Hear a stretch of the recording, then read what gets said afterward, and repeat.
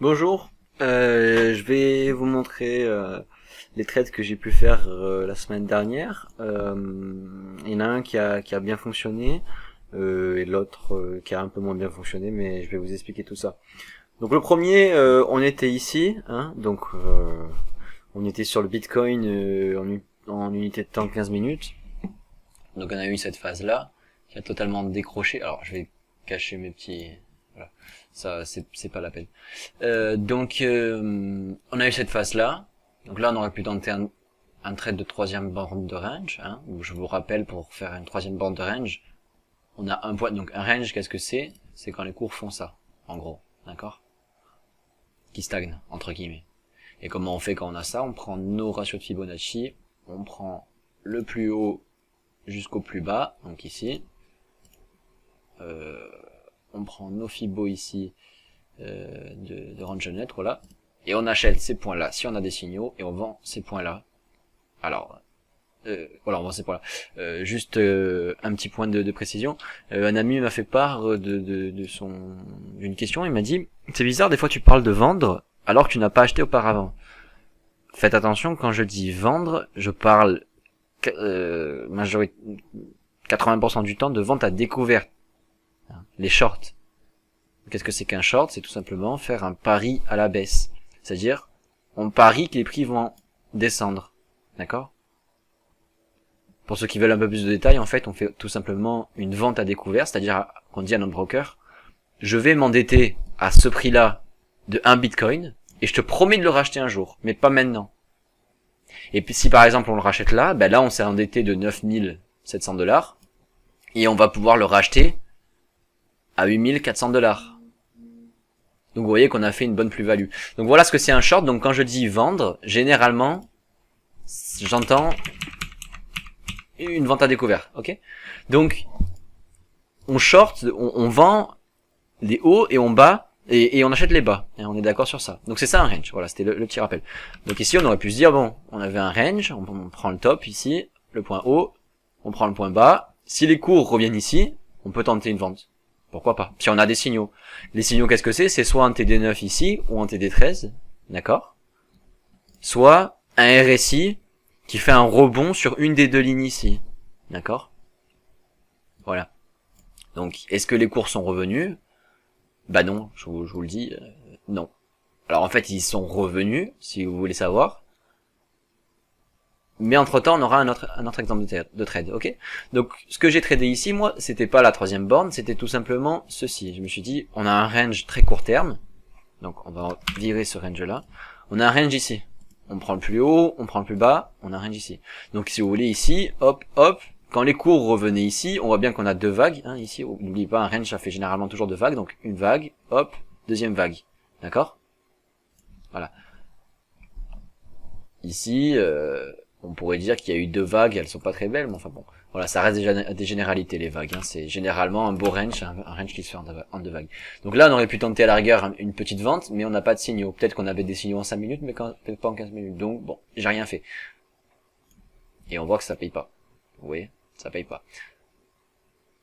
Par contre, on avait bien une troisième borne. Hein, c'est-à-dire que ici, si on aurait vendu, bah, on serait pas retourné ici. Donc c'est pas la peine. Par contre, on a bien fait notre troisième borne. Rappelez-vous, une borne de range, donc les deux bornes, vous les connaissez, c'est le haut et le bas. Et la troisième borne de range, c'est celle qui va rentrer soit dans la zone rouge, soit dans la zone bleue. Ou alors frôler ces niveaux. Hein. Donc soit rentrer, soit rester ici et rebondir ici, ça arrive. Ça, ce sont des bornes. Et qu'est-ce qu'on veut, nous, pour faire un trade de tendance? Rappelez-vous, il y a deux types de trades.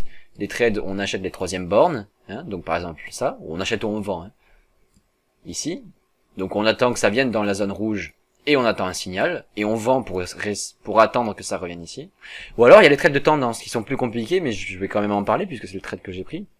Une tendance, c'est quoi? C'est un range mature, donc qui a fait ces trois bornes, une borne ici, une borne ici, une borne ici, une accumulation, d'accord? C'est-à-dire on retrace pas plus de 38% de Fibonacci. Globalement, pour être un peu vague, on reste sur la partie haute et où on commence à s'extraire.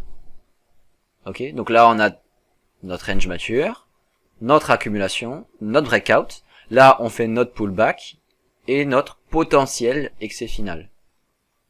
Ok, donc c'est ça que j'ai tradé. Parce qu'en fait, qu'est-ce qu'on voyait ici? On voyait qu'on avait un range, première borne, deuxième borne, troisième borne. Et qu'est-ce qu'on a fait ici? On est resté collé sur la borne haute. Vous voyez? On est resté collé. Donc ça, c'était une potentielle accumulation. Donc comment on traite une accumulation? Lorsqu'on voit qu'on fait notre troisième borne et qu'on essaye d'aller plus bas et que ça ravale immédiatement et qu'on reste pas mal de bougies collées, qu'est-ce qu'on fait? Eh ben on peut tenter un achat. Ok? Si on a des signaux ici, pourquoi pas? Pas forcément, hein, mais si on a des signaux, on peut tenter un achat. Donc ici, on aurait quoi comme achat? Bah, on aurait acheté cette accumulation ici. Où est-ce qu'on met notre stop? Ben, le stop loss, c'est-à-dire là où on admet perdre, c'est si on commence à revenir vers les 50% du range. Si on commence à revenir ici, ça veut dire qu'en fait c'était vraiment une troisième borne ici, et qu'on va faire notre quatrième. Ok, donc ceux qui ont tradé celle-là auraient gagné. D'accord? Donc on met notre stop sur les 50%, donc ça donne à peu près ici. Et notre take profit, on le met plus haut. Généralement, ça c'est du 3 pour 1. Hein, une trade d'accumulation, c'est minimum du 3%. 3 pour 1. Donc on le met à peu près, allez, disons ici. Voilà. Donc on mise X pour gagner 3 fois X. Ok? Je vais vous dire après pour comment j'ai déterminé mes zones de profit, d'accord? Et on voit que ça paye. Et on voit même qu'on commence à avoir notre phase de breakout. Ici, on casse le plus haut. Donc on a une tendance en 15 minutes qui s'est mise en marche. Voilà. Donc là, on a la phase de breakout. Donc après la phase de breakout, qu'est-ce qu'on attend? N'oubliez pas. Donc c'est première borne, deuxième borne, troisième borne. Ici, on colle, c'est l'accumulation, breakout. On commence à faire une divergence. Hein. On a notre pullback et on a notre excès final. Ok.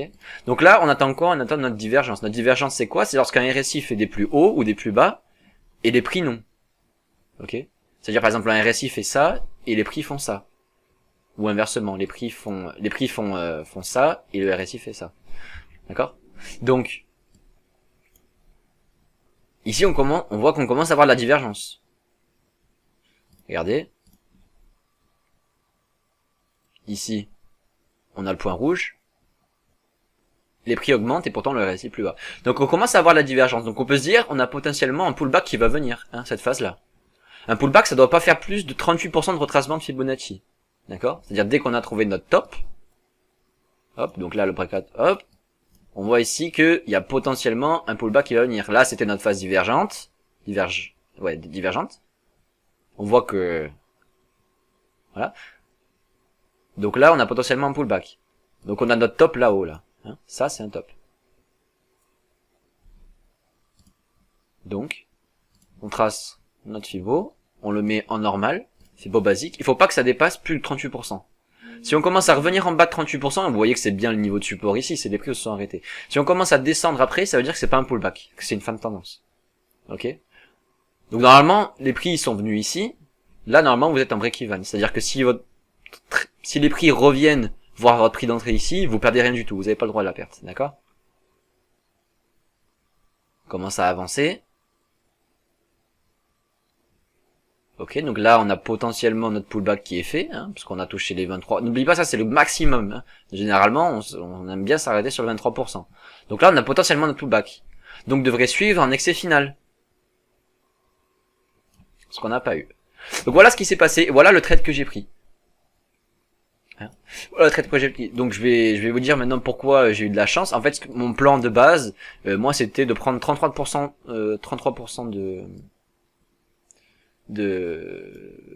alors attendez, c'est quoi là? On l'a vraiment pas eu, hein, quand on soit d'accord. Ouais, on l'a vraiment pas eu. Donc je dis pas de bêtises. Donc pourquoi j'ai réussi à faire un take profit là-haut, je vais vous expliquer. En fait, n'oubliez pas, moi je me sers des Fibonacci pour faire des prises de profit. D'accord? Donc on va sur l'unité de temps supérieure et on regarde un petit peu ce qu'on avait. Et en fait, quand vous regardez bien, alors si ça met pas trop longtemps, quand vous regardez bien, tracez un niveau de Fibonacci ici. Hop, hop. En fait, on s'est stoppé pile au 61,8%.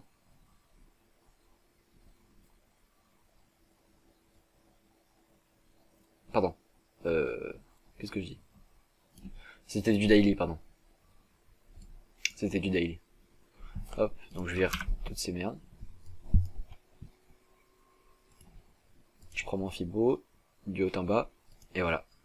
Rappelez-vous ce que je vous ai dit sur le 61,8%, c'est le plus gros des Fibonacci, d'accord? C'est pour ça que moi, mon ordre de profit était ici. C'était pas 100% de profit. Hein, mon objectif, c'était d'aller viser un petit peu plus haut.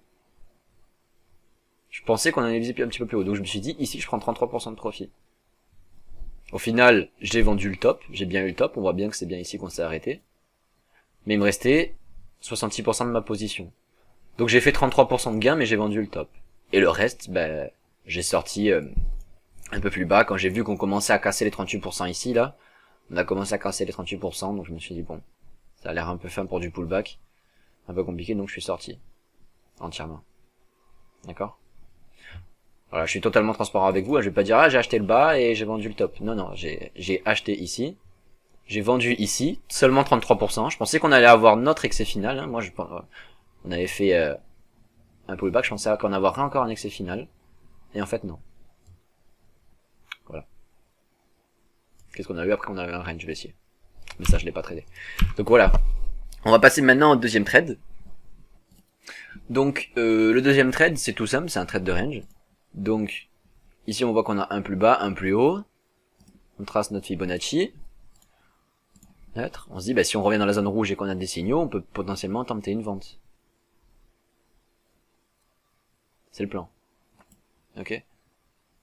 Donc ici là, c'était un peu agressif parce qu'on voit quand même qu'on est en dehors des zones rouges. Quand on revient vers les zones ici, généralement on n'aime pas trop quand même parce que c'est qu'on est prêt à s'extraire. Mais pas tout le temps. Donc ici il y avait un trade parfaitement possible. Selon la stratégie, c'était possible. On vendait à la clôture de cette mèche, donc ici. On avait notre 9, on vendait ici. Et normalement, on prend notre profit ici. Ok. Donc ça c'était pour le trade de range. Je réfléchis s'il n'y en a pas un autre parce qu'il me semble en avoir oublié un. Mais là vous avez déjà deux trades possibles. Ok, donc ouais, il me semblait bien qu'il y avait un troisième trade. Le troisième trade, il est ici. Hein. Quand on est venu ici, là, c'est là où j'ai pris mes profits, hein, sur ce haut-là, parce que c'était le 61% de retracement sur du daily. Donc ici, on avait potentiellement une troisième borne de range. Donc là, j'ai pris mes profits, et quand je suis revenu quelques heures plus tard, je me suis dit, mais en fait, c'est pas bête j'étais sorti entièrement. Et je me suis dit... Voilà, c'était ici, au fait, où j'ai pris le trade. Non, attendez. Ok, autant pour moi. Donc je disais, en fait, je m'étais totalement trompé. C'était au niveau du temps. Donc on avait ce range-là. Donc, lors du trade de tendance, j'ai pris mes profits ici. Ok. 2 jours se sont passés et je me suis dit mais en fait on est dans... Donc on a commencé à venir ici, à partir de là on a commencé à dépasser plus de 38% de retracement pour un trade de tendance, donc je me suis dit c'est pas la peine, je sors tout. Et quand je vois qu'on a recommencé à remonter, je me suis dit mais en fait il y a un trade possible de range ici, de troisième borne. Hein. Donc j'ai pris mes Fibo que j'ai tracé ici, et quand on est revenu visiter ces prix, je me suis dit bah si on a un signal 9, il y a un trade à prendre. Ok. Donc on prend ça, on se met ici un peu plus large que plus haut, du style ici, et on prend notre profit ici. Ok. Donc ce qui s'est passé, c'est que les prix ont bien réagi, et je vais vous expliquer pourquoi je suis sorti. Hein, voilà, les prix sont revenus ici. Quand les prix sont revenus ici, sur ma zone d'entrée, je suis sorti. Pourquoi? Je vais vous expliquer. Je vous ai dit un trade, c'est généralement deux vagues. Hein, deux vagues de baisse, deux vagues de hausse. Ici, pof, notre première vague, c'était une ligne droite. Et notre deuxième vague, c'était une diagonale. Donc moi, j'aime pas du tout ça. J'ai quand même pris le trade, hein, de façon un petit peu agressive, mais dès que j'ai vu qu'on remontait, je suis sorti un break-even. Donc il y a eu aucune perte. Voilà. Au final, on voit qu'aujourd'hui, on n'a toujours pas cassé le plus haut. Hein. Le plus haut est ici. On n'a toujours pas cassé le plus haut. Mais je pense pas qu'on retournera vers le bas. Ok. Donc oui, je vais finir parce qu'un ami m'a dit ouais,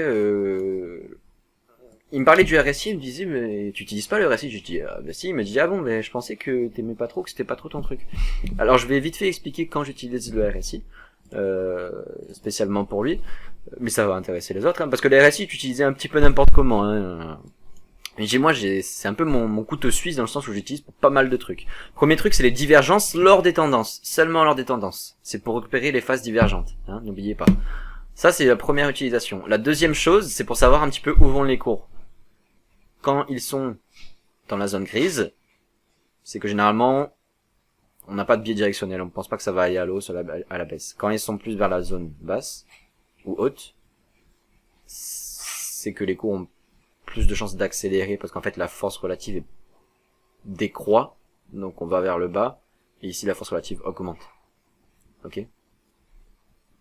La troisième chose pour laquelle je l'utilise, c'est pour les niveaux résistants. Quand je vois qu'un RSI fait ça, qu'on touche les 75 et qu'on redescend pile, c'est que là c'est une sorte de signal.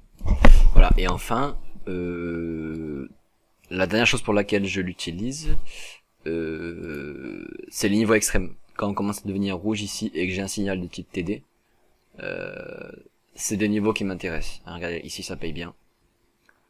Ici, on ne casse pas le plus bas et ça paye bien. Oups. Ici, ça paye bien. Donc voilà, c'est les trois cas d'utilisation que j'ai du RSI. Bon, peut-être que j'en ai oublié une ou deux, mais voilà pourquoi j'utilise.